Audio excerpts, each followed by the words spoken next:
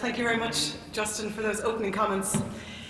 Ladies and gentlemen, members of the Oireachtas, Ambassador Abdel Razak of Palestine, and other members of the Diplomatic Corps, on behalf of Sadaka, I'd like to extend a very warm welcome to each and every one of you to today's high-level forum on Palestine, 50 years of occupation, the roadblocks to justice for Palestinians. The forum is aimed at addressing the critical role of the international community in bringing about an end to the Israeli occupation of Palestine. 2017, as you'll know, is a significant year of anniversaries in Palestinian political history.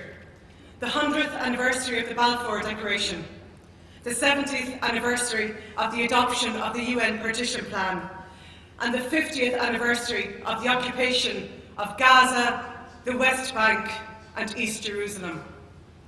50 years of an occupation that has been characterised by persistent and often brutal breaches of international law by the State of Israel. As you will know, these breaches include the commission of war crimes on a massive scale through Israel's relentless settlement expansion programme, random killing of Palestinian citizens, administrative detention, which we know in this country by the name internment, the physical abuse, arrest and detention of children, which has increasingly and distressingly become a defining feature of Israel's occupation. Periodic onslaughts on the people of Gaza with devastating consequences. The ongoing blockade of Gaza and the collective punishment of its 1.9 million citizens, which has left it well on the way to, as a UN report predicted, being unlivable by the year 2020. The evolving practice of apartheid, which Dr. Rima Khalaf will document later on today, and the continuous denial of the rights of millions of Palestinian refugees to return to their homeland. The 50-year occupation has devastated the Palestinian economy. The UN Conference on Trade and Development has strongly condemned Israel for the de-development and deteriorating humanitarian conditions of the Palestinian territories. And I quote, "For the Palestinian people, these were 5 decades of de-development, suppressed human potential, and denial of the basic human right to development, with no end in sight." It reaffirms a previous finding that the Palestinian economy will be twice as large if the occupation were lifted. We know all of this is going on, and we watch, and we condemn, sometimes.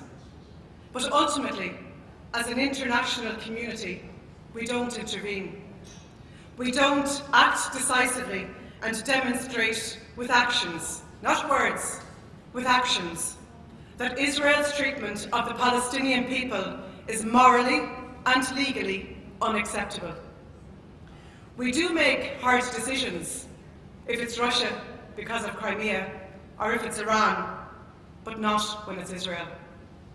And we know, because history has taught us so, that unless Israel is forced by the international community by using diplomatic, political, moral and economic pressure, and very importantly, economic pressure, the occupation, with all its denial of human rights, will simply never end. It is not in Israel's interest to end the occupation, and it holds all the power. We in the international community have enabled it to hold all the power because we have allowed it to persistently breach international law with impunity. Pressure from the international community is the only thing that is going to bring about an end to the Israeli occupation of Palestine.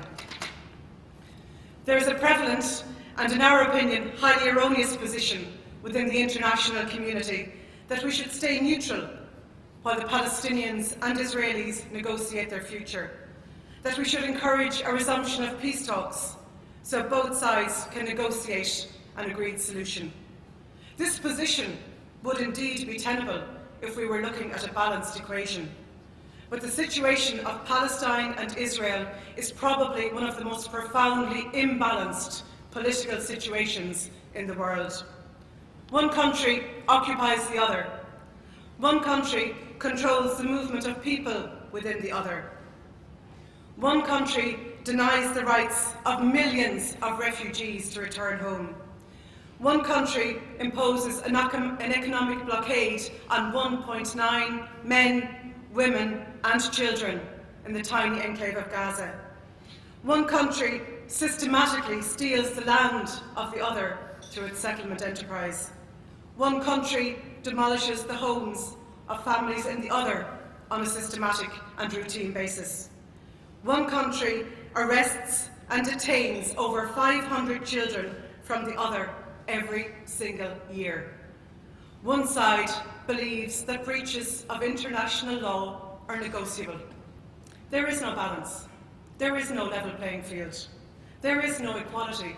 There cannot be between the oppressor and the oppressed, between the occupier and the occupied. We don't expect the victim of a robbery to negotiate with the armed robber who holds a gun to his head.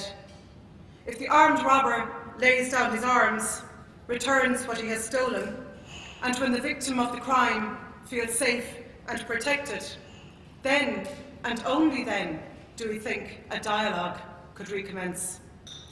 And if we witness the armed robbery taking place over a long period of time and we have the power to intervene, what does it say about us if we look the other way, turn a blind eye and say the time is not right for intervention? Any of us who visit Palestine on a regular basis to bring solidarity and friendship, and people who we're privileged to meet, villagers living under the daily threat of violent attacks from settlers who have stolen their land, to human rights activists, to political leaders, feel utterly abandoned by the international community. And why should they not feel abandoned? Our occasional words of condemnation have not made 1 ounce of difference to the daily lives or to the potential future of Palestinians. This forum will extend the debate beyond the limited confines of believing that a resolution to the situation should be found through facilitated negotiations or peace talks. Illegalities should not be subject to negotiation.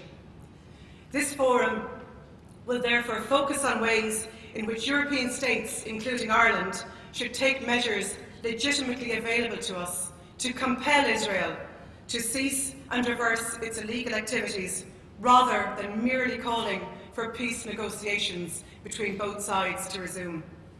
It will pay particular regard to the fact that Israel has used the so-called peace process as political cover to enable it to continue to pursue its illegal activities, bringing it ever closer to full annexation of Palestinian territory.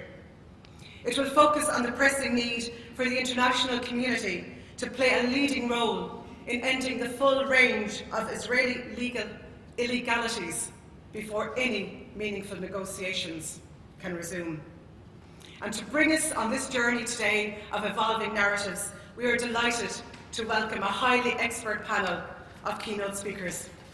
Throughout the day, we'll be privileged to hear from eminent speakers Dr. Mustafa Barghouti, Dr. John Reynolds, Dr. Rima Khalaf, Mr. Hugh Lovett, and Mr. Daniel Levy. This afternoon's session will then be opened by the First Citizen of Dublin, Lord Mayor Micheál Mac Donnchadh. And then later on this afternoon, we'll have expert inputs on good practice on actions that the international community can undertake in order to respond to the illegalities that will have been described over the course of the morning. We will hear from Rafiq Mottiar, who will speak of the situation of how we responded to South Africa. And then Senator Francis Black will talk us through legislation, an initiative on the banning of settlement goods, which will hopefully be tabled in the Shannon on the 20th of December. It's an initiative that SADACA has been working on since 2010, but working more laterally with Senator Francis Black's office over the last number of months. Finally, and this is where the script goes slightly skew-whiff, finally we were to conclude the day with a political panel. As you know, there was to be a government minister and a number of front-bench spokespersons comprising that panel, the purpose of which was to respond to the inputs and insights in this morning's discussions. We will still have a political panel, but the composition of that is likely to change over the course of the day. So we already know that Darragh O'Brien will be replaced by Senator Mark Daly, and that Sean Crowe will be replaced by Pat Sheehan, MLA. Minister Finlay McGrath we're unsure about, but basically we'll keep you updated as events next door evolve over the course of the day. But it was a great plan. And the plan is that they will discuss and respond to some of the key questions raised during the day's discussions, and also respond to a paper produced by Mr Hugh Lovett, which all of you will have in your conference packs, entitled How Ireland and the EU Can Promote Peace in Israel-Palestine. It's an excellent paper, and we really look forward to hearing how politicians are going to respond to the particular analysis contained within that paper. There'll be ample time throughout the day for questions, for discussion, for your inputs and insights from the floor. We think it's going to be a stimulating day, a lively day of discussion and debate, and one that we hope will result in commitments to action. So on behalf of SEDAC, I thank you